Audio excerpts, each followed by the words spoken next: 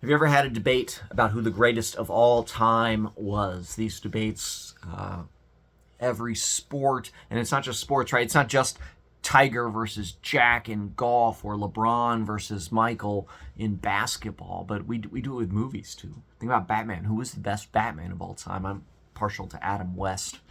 And Willy Wonka, right? Who was the best Willy Wonka? Again, Gene Wilder. It's hard to beat the original.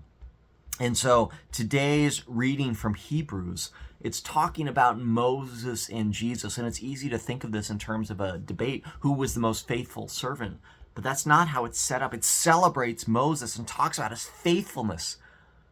But then it goes on to say that Moses was faithful, but he was pointing to Jesus, that Moses was a servant, but Jesus is the heir. And so we celebrate Jesus as an apostle and a high priest. He's in an entirely different category.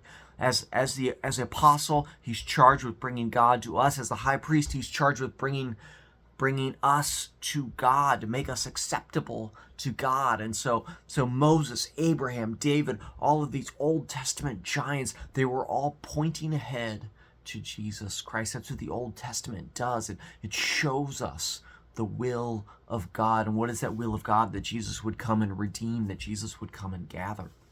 And so what it does is helps us understand our role is just like Moses, just like Abraham. We point to Christ because Christ has come, but he's coming again. And so we're charged to point ahead to the grace of God, to the goodness of God. And we do that and we're faithful to God's house. And what does Hebrews tell us? That the house is built out of people, that Jesus is assembling his church person by person. And so that when we point ahead to Jesus, we do that by serving God's beloved people.